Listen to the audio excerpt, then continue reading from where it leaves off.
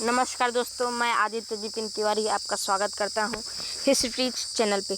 तो आज हमारा टॉपिक है महात्मा गांधी जी के ऊपर। इधर उधर की बातें चलिए मैं छोड़ देता हूं, आपको एक ज़रूरी सूचना बता देता हूं कि आप चैनल को सब्सक्राइब करें। सब्सक्राइब करने के बाद बेल आइकन को ऑल पे सेट कर दें, क्योंकि हमने अगर कोई वीडियो डाला तो सबसे पहले आपके पास पहुँचे। और शेयर कमेंट लाइक करना ना भूलें। तो बिना टाइम वेस्ट किए चलिए हम लोग चलते हैं अपने टॉपिक के ऊपर, महात्मा गांधी जी के ऊपर। दोस्तों, यही हैं हमारे महात्मा गांधी जी। इनकी फ़ोटो तो सब देखे होंगे, सब जानते होंगे, इनके बारे में कुछ ना कुछ सब जानते होंगे। तो आज मैं इनके बारे में पूरा डिटेल से बता दे रहा हूँ। ये हैं Mahatma Gandhi, our national father Mahatma Gandhi, राष्ट्रपिता। हम इन्हें राष्ट्रपिता के नाम से भी जानते हैं। गांधी जी का जन्म 2 अक्टूबर 1869 के पोरबंदर में हुआ था। इनके पिता का नाम था करमचंद गांधी, इनकी माता का नाम था पुतलीबाई गांधी, और हमारे गांधी जी का पूरा नाम था मोहनदास करमचंद गांधी। तो चलिए अब हम इनकी शिक्षा, अब इनका बचपना तो चला गया, बाल कांड हो गया। अब हम थोड़ा चलते हैं जब ये थोड़े बड़े हुए, जब ये अपना शिक्षा ग्रहण करने चले। दोस्तों, इन्होंने अपनी पढ़ाई तो पहले प्राइमरी स्कूल में की थी, जो विलेज में होते ना प्राइमरी स्कूल, उसमें की थी। और ये बात मैं आपको बता देता हूँ कि इन्होंने 1 से लेके 100 तक और क ख ग घ ये ज़मीन पर लिख के सीखा था। तो ऐसा पहला व्यक्ति माना गया है दुनिया में जिसने ये चीज़ ज़मीन पर लिख के सीखा था। तो माने तो बहुत लोग, जैसे स्वामी विवेकानंद जी भी ऐसे ही कुछ थे। फिर इनके पिताजी का जब राजकोट ट्रांसफ़र हो गया, तब उन्होंने, गांधी जी ने अपनी आगे की पढ़ाई राजकोट में की। तो चलिए हम चलते हैं राजकोट में। दोस्तों, हम आ चुके हैं राजकोट, जहां गांधी जी ने अपनी आगे की पढ़ाई की।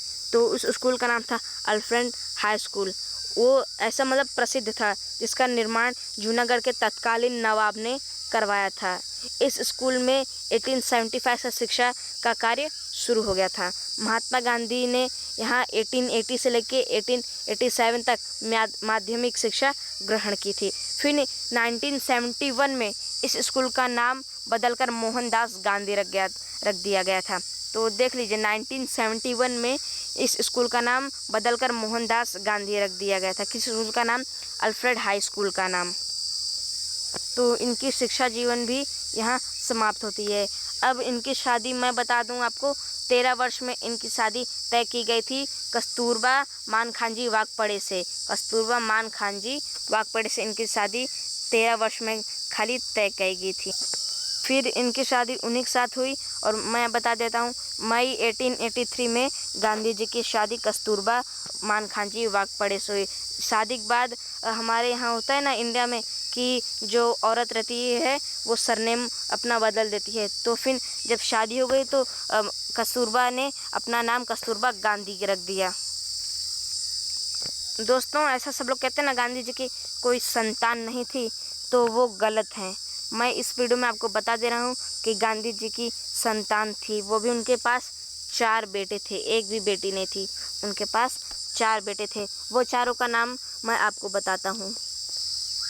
तो ये जो मैं आपको दिखा रहा हूँ चार्ट, इसमें लाइन वाइज लिखा है। पहले बेटे का नाम था हरिलाल गांधी, दूसरे का नाम था रामदास गांधी, तीसरे का था देवदास गांधी, और चौथे और सबसे छोटे बेटे का नाम था मनीलाल गांधी।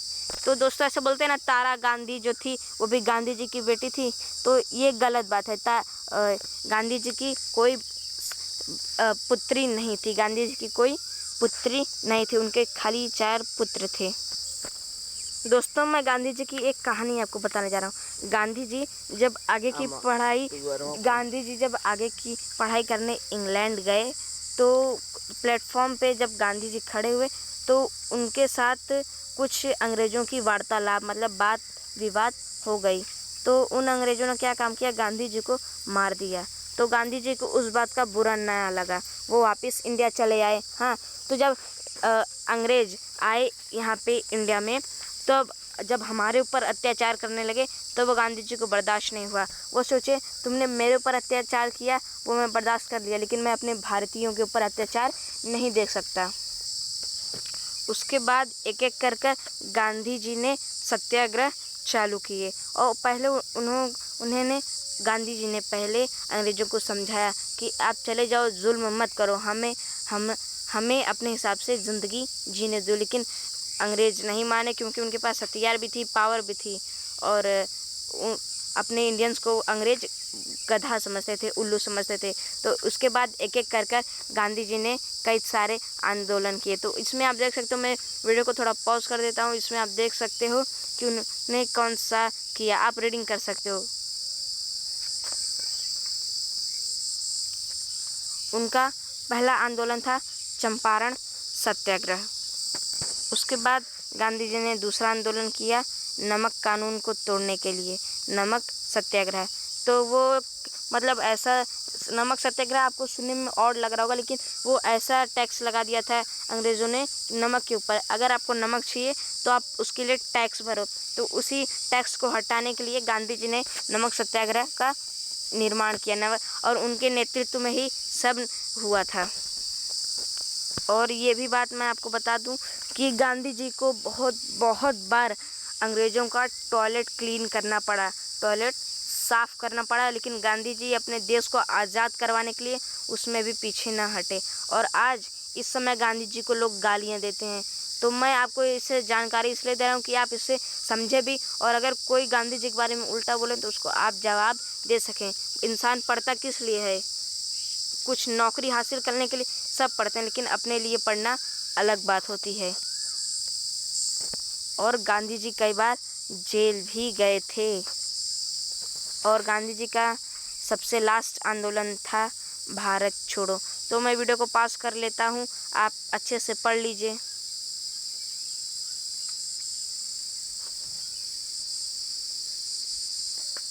हालांकि गांधी जी ने बहुत सारे आंदोलन किए। मैं ये खाली गांधी जी के ऊपर बना रहा हूँ, इसलिए मैं ज़्यादा आंदोलन के बारे में नहीं बताऊँगा। जब मैं नेक्स्ट वीडियो डालूँगा इंडियन इंडिपेंडेंस, तो उसके बारे में मैं सारी इंडिया के बारे में सारी डिटेल्स दूंगा आपको, कैसे हुआ, क्या हुआ, कब हुआ, क्यों हुआ। हाँ, तो वो सब छोड़ते हैं, अब हम गांधी जी के बारे में ध्यान देते हैं। फिर भारत छोड़ो आंदोलन में बहुत अहिंसा भी हुआ, क्योंकि गांधी जी ने उस टाइम पहली बार ये बोला था कि मारो या मरो। तभी पूरा भारत एक होके ब्रिटिश गवर्नमेंट के ऊपर हमला कर दिया, जिसलिए ब्रिटिश गवर्नमेंट भारत को छोड़ के भाग गई। फिर उसके बाद जब 1947 15 अगस्त को भारत को इंडिपेंडेंस यानी कि आज़ादी मिली, तो गांधी जी का रोज़ का ये डेली रूटीन था कि वो जाते थे प्रार्थना करने के लिए नई दिल्ली में। तो पहले, अभी तो उसका नाम नई दिल्ली हो गया, पहले वो दिल्ली था। तो जब रोज़ की तरह वो गए प्रार्थना करने शाम को, हाँ, तो आप जानते होंगे नाथूराम गोडसे को। आप क्या, हालांकि पूरा भारत ये जानता होगा कि नाथूराम गोडसे ने गांधी जी की हत्या की। कुछ लोग बोलते हैं ये सही भी किया, गलत भी किया, तो उस पर हम गौर नहीं करेंगे। वो बाद में नेक्स्ट वीडियो में मैं आपको बताऊंगा कि उसने सही किया कि गलत किया। तो नाथूराम गोडसे गांधी जी का भक्त था। तो जब गांधी जी ने ये बता दिया कि मुस्लिम जो मोमेडियंस चाहे भारत में रह सकता है, तो उसी बात से नाराज़ होकर नाथूराम गोडसे गांधी जी के पास संध्या कालीन जब प्रार्थना करने गए, पैर छूने के बहाने गया और सामने से खड़े होकर उनके चेस्ट पे 3 गोली मार दी। तो मैं थोड़ा पॉज करके रखता हूँ क्योंकि आप इसको अच्छे से रीडिंग कर लो। और जिस दिन नाथूराम गोडसे ने गांधी जी को गोली मारी, वो तारीख था 30 जनवरी 1948, 30 जनवरी 1948। तो यही मैं गांधी जी की बायोग्राफी बता दिया। तो यही हम वीडियो ख़त्म करते हैं, और वापस मैं आपको ये बात याद दिला देता हूँ, चैनल को सब्सक्राइब करना ना भूलें, लाइक करना ना भूलें, और सब क्रिएटिव जो हैं, जो सब करते हैं तो कर दीजिए। चलिए, बाय।